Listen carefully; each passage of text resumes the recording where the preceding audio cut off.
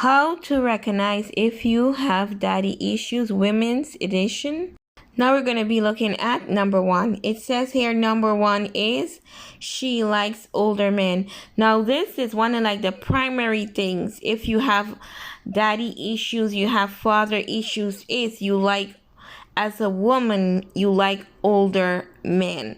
And older doesn't mean like you like, like it depends on your age. You like, sometimes the person must be older, maybe 1 year, 2 year, 3, 5, 10, 15, 20, but the man must be older. So you'll find yourself always attracted to an older man. And I can attest to the fact that all my life I didn't know I had daddy issues until I knew I had daddy issues. And one of the this was very big for me. I never was in a relationship, or like in a like serious relationship with someone that was younger than me. I've never liked someone that was younger than me. That was a turn off. Like if I like you and I said, "How old are you?" and they said, "Oh, we're the same age," and it was like a turn off for me, but I didn't know at that time. So one of the primary things is that to know that you're that you have daddy issues is you like relationships with older men. How old is old? It depends on your preference. Number two, sabotages healthy relationships. Now I know I butchered that word, but nevertheless, we're gonna go on. Now, how do you know too that you have daddy issues? It's when you're in a relationship, when you're in a healthy relationship and you do everything just to sabotage the relationships. An example, you have a boyfriend and the boyfriend might say, "You know what, I think that we shouldn't sleep together until we get married." And you like, "Okay, I'll agree to it." And then you, for no reason, went out and sleep with someone. And then the man finds out, and then he breaks up with you because you deliberately did that, and you don't even know why you did that. And that's what happens when you're in a when you have a daddy issues. You'll go sabotage your relationship, just and then when you sabotage your relationships, and then the man left, you's like, "Oh, nobody loves me, nobody likes me." But the truth be told, you were the one that did it to yourself, because you were the one that cheated. You cheat. You may not even know the cause, and the cause is that you have daddy issues. Number three, likes to be dominated in bed, but when it happens, can't handle it. And this is a telltale sign too that you have father or daddy issues. Like when you want to be dominated in bed, and when the dominating happens, it's like, "Oh no, we're not gonna have this, we're not gonna do this." So if you want to be, but when it happens, it's like you cannot. And I repeat again, you cannot handle it. Number four, has trust issues with men.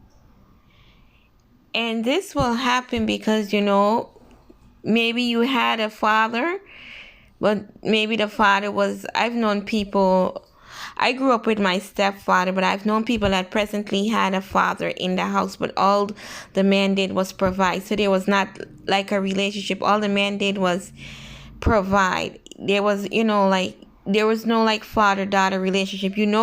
That there was a man in the home, but there was, so you two, even though you had a father around, you two may have daddy issues, and because of what has happened, you too may have issues trusting men.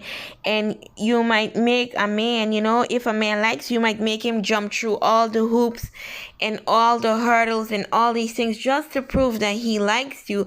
And sometimes if the man really likes you, he will jump through the hoops and he will jump through the hurdles. But if he does not, he will just walk away because it might be too much for him. Number five, finds it difficult to commit.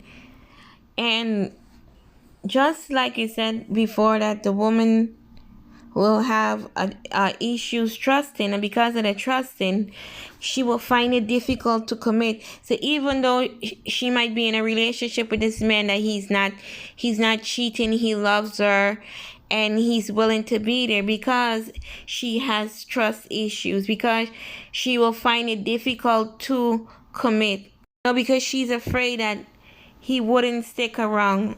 So, because the woman is afraid that the man wouldn't stick around, she sabotages the relationship. And then, like I said, when the man leaves now, she will go through her pity party and these things. And it all goes back to the commitment issues, because, the woman is afraid. She's afraid because she has commitment issues. And then when a man comes along that wants to do right by her, wants to love her, wants to care for her, then she goes and she sabotages the relationship. Number 6, has abandonment issues. And when the woman has abandonment issues, it can make her behavior illogical. And with the abandonment issues, you literally will push people away. So when somebody comes into your life, you just push them away. You just give them all these reasons why. And I have done this. Not all of these things I can relate to, but I can relate to liking the older man. I can relate to pushing people away. And sometimes good people come, but because of yourself, not that it has anything to do with the person. You just push them away. You push them away, and then you cry and all these things, and then you reinforce. But you push the person away. The person didn't want to go. You push the man into another woman's arm. The man wanted to stay, but you kept on pushing and pushing and pushing, and then he went his way. And then, because you push the man, and then and then you sit there and you cry and you mope, but you were the reason why the man went away, because you pushed and you pushed and you pushed, and then he was tired of the pushing, so he went along his way. And then when he went along his way, it reinforced your abandonment issues, that nobody stays with you. But the truth be told, it's not that no one stays with you. The truth is that you push people away. And I too am guilty of pushing people away. So this too, you can sit down and evaluate your life as a woman.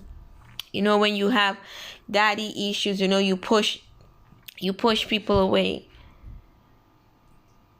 And it's mindful for us just to sit down and to just take note of ourselves and see, and see if we have these issues. And when God reveals, He heals, and we address it, however you choose to address it. But we need to deal with these things, because the Bible says the little fox spoil the grapes. And these little things can turn out to be big things. As you said, when you have an abandonment issue, you push people away. And then when they're gone, it reinforces what you say, that nobody likes you and nobody wants you. But the truth is you push them away. So the last one we're going to be looking at is number 7. It says here, you're attracted to unavailable men or narcissistic men.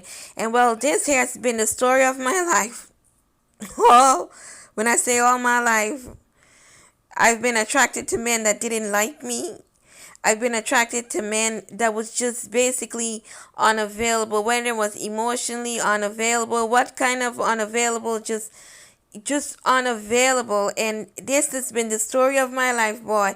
Attracted to the wrong man. As I was I think I still have the book with George Bloomer said, looking for love in all the wrong places. And this is continue to be the story of my life. But I thank God that God will shift it and God will change my story. I pray that God changes your story too, for you being attracted to unavailable men, being attracted to the wrong man, being attracted to a married man, being attracted to people that you're not even supposed to be attracted to. And this can stem because you have daddy issues, because sometimes your father could be in the home, but because there was not that relationship between the daughter and the father, you can have daddy issues.